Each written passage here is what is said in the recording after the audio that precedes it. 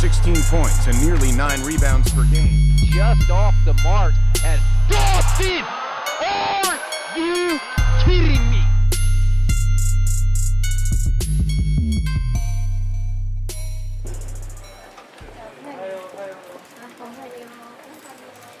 Listen, so you got like the left side is where people stand at, like the right side, yeah, if you will, yeah.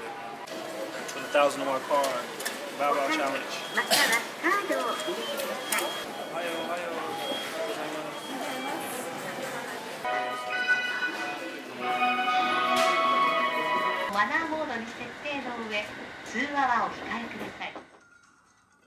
Ego, Squishy? Los Angeles. Oh, you've been in Los Angeles? Oh, hi. So go ahead. Over here in Japan, it's actually been good. Their culture it's a lot different from being in the States, and just been trying to just adapt to their culture and how they live, and the food that they eat, and just the different things that they just the little things that matter in their culture.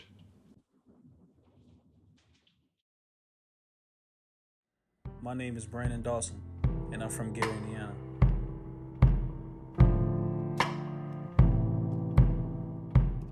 Coming from Gary, it's never easy. Growing up as a kid, coming through school, it was just always distractions. With the crowd that I did hang around, it was more so with my teammates. So, it was just always just me just shaping myself as a person, and me realizing that, what I wanted to do with basketball and how far I wanted to go with it. And I always told myself that was this the life that I really wanted to live. So I think that's when I told myself that I was going to get serious about basketball. It all started with this guy by the name of Coach Jackson and Gary. We had this little midtown bitty basketball league, and he had his own team, and we tried a few different sports. We tried baseball, we tried football, we tried basketball, and he put me on this team, and it just kind of went from there. Coach Jackson was my mentor growing up. He always told me that the sky was the limit, that I can do anything I put my mind to. Just never give up in life, just be dedicated to whatever you do in life. And so he was definitely a huge help in my career.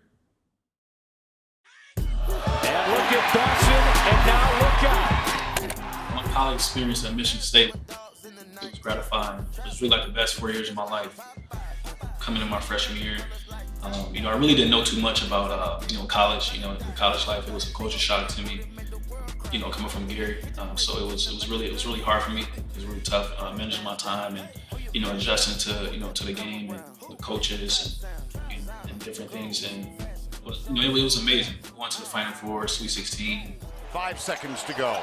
Blackshear off the rim, put back, no good. Michigan State is headed to the Final Four. It feels amazing. This is one of the reasons why I came to Michigan State. Always dreamed about going to a Final Four, and this is for the seniors. Making it to the Final Four my senior year, that was something that Coach Izzo always told us that in our program, he was going to shape us to young men, and we were going to win and play the best competition, and it was amazing 4 years.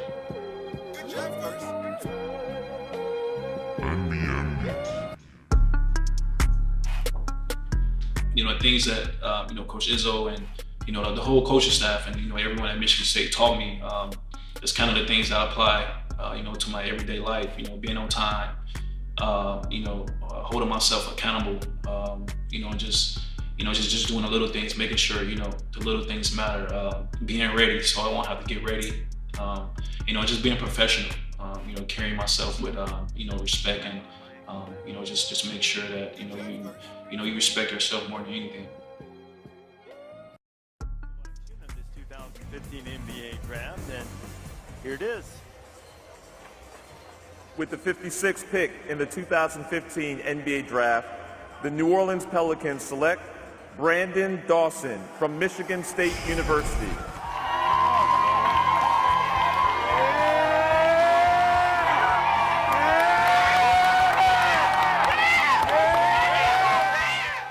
Having my name called at the NBA draft, it was it was really like a dream come true. It's something that I always wanted to fulfill.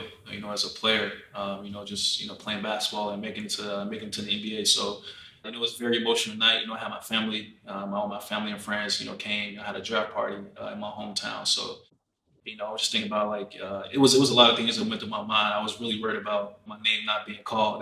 I was really nervous. But, once I heard my name, it was a huge sign of relief. You know what I mean?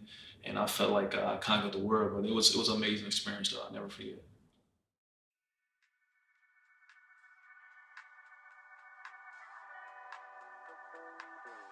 This past summer league, I actually didn't play.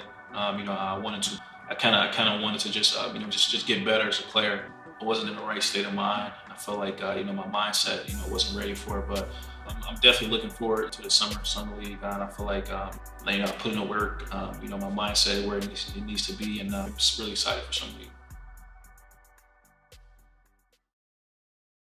Giving advice to someone trying to make a decision to come and play overseas is probably just take your time, and you're away from your family for an extended amount of time, and I think you really have to be mentally tough. You just have to keep a positive mindset. You're gonna go through ups and downs. You're gonna you're really by yourself. You have to you're on your own. You're taking care of yourself, and I think that with me being over here, I enjoy it. I like the the culture. I like the food, so I think that's it makes it easier for me.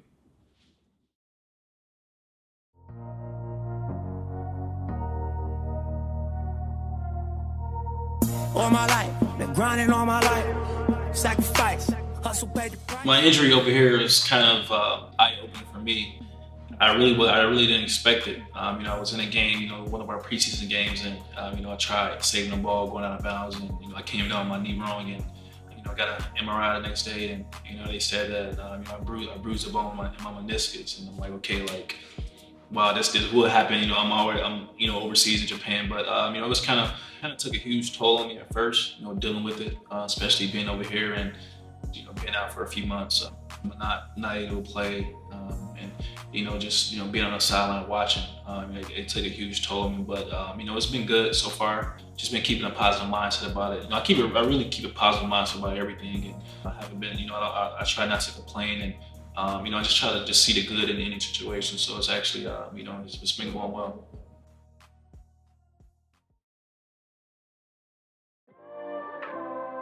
I get my inspiration from my mom. Just watching her as a kid, watching her grow as a woman. She was a single mom. She raised my sisters and I by herself, and didn't have any help. So it really came from that, and how she worked hard. You know what I mean? And she never made any excuses. She never folded. She always made sure we had clothes on our back, food on the table for us. So I think that's where it really comes from deep inside.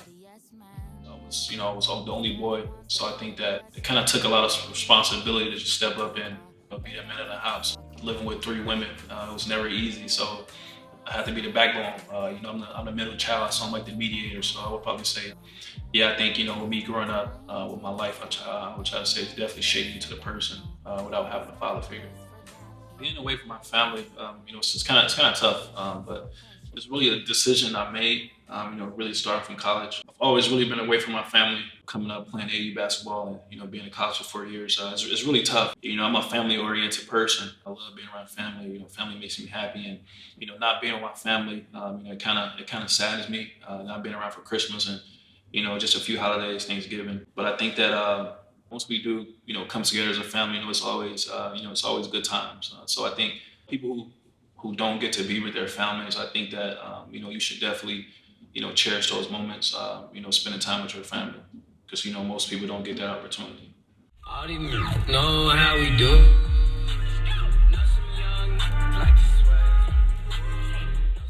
My proudest moment probably would be having my son. I never really thought that I'd be a dad at a young age, but that's another thing that shaped me into the person I am today. It was really a blessing. Having him around, at school, while I was in school, he was living with me. So at one point, I would say it was probably the best moment.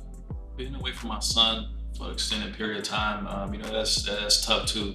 Not being there, with him and not showing him things, not teaching him things a man should do, a father figure should do. It's kind of tough not being around him every day. But every time I go back home and if I get like a break or something, or summer, I try to spend as much time with him as I can. And, I always tell him that, what I do is for him. I'm gonna always, put him in the best position. So every time I go home, I try to, spend time with him, talk to him. And, I just tell him that, I'll be home around this time, just make sure, you keep doing good in school. You take care of your mom, listen to her. And, he's been doing good. He's a good kid. He does good in school. He doesn't cause me, any problems. So, I'm really proud of him.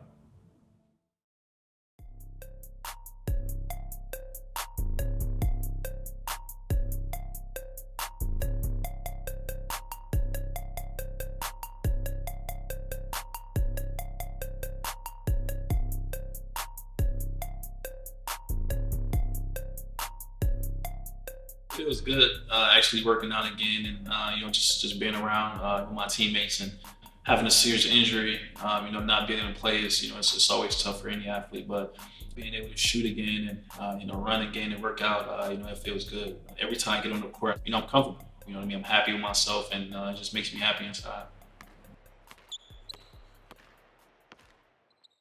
The Be Humble movement, just came from, just me as a person. It doesn't matter what you've been through, how much money you have, and if you're famous or not.